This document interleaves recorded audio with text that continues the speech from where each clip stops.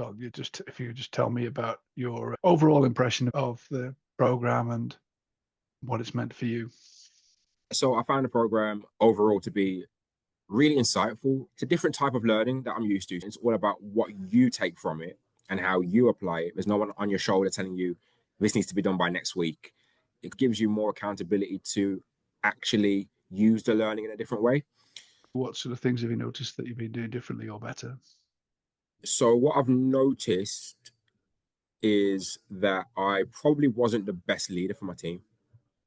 So just little things in my team pulled me and said that not every day you come over straight away and say hello, good morning, which I sometimes overlooked, even though it's so minutia to me, it was such a big thing to them and their morale at work. And with what we learned about obviously leadership, is about you then taking that vision, taking that strategy, and being the person that's got the stake in the ground and saying, follow me. And if they're not feeling as if they're valued or appreciated or they even recognized, why would they follow you? And that's what I had to kind of learn, even how small it was. It's made a big difference. So now I make a point of going over to them every single morning before I even put my bag down. So of all the things that we did across the program, what would you say was a favorite thing for you?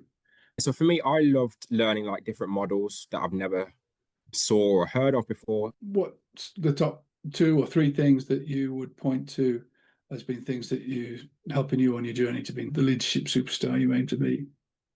Always start with managing yourself. And I feel like to be a good leader, you need to obviously manage yourself correctly. So back to my time management and my organization being my 2 biggest weaknesses, just something simple like the daily lists and allowing my team now to see my lists. I'm seeing their lists on a day-to-day basis and we're having our weekly meetings. It's built a lot of collaboration between me and my team, which we didn't have before. I hold them accountable. They also hold me accountable. So things like that have made it a lot more of a, I don't know, smoother transition between going from a manager to more of a leadership mindset manager, if that makes sense. I've noticed you changing and you're applying things with your newly burgeoning team as well. Are there any moments you think those were aha moments, any sort of like BFOs that occurred to you? As minutiae as it sounds, just making the team feel as if they are heard, welcomed, valued. And that goes by little things, just by me just going over to them and saying good morning, which they held me accountable for because they said I didn't do that often enough. What have you had the most fun from? What the most value to you? What did you enjoy most? In terms of like techniques and things we've had of value, it's the temperament styles. Using the DISC model, and I've applied that not only with my team, but as a training manager with every trainee that I have from day one in induction. Well, look, the last question for today then. What's next for you? What are you excited about? What are your plans or goals for your development? For my wider development now is just to work on more of the strategy and more strategic thinking, where we can take the company next.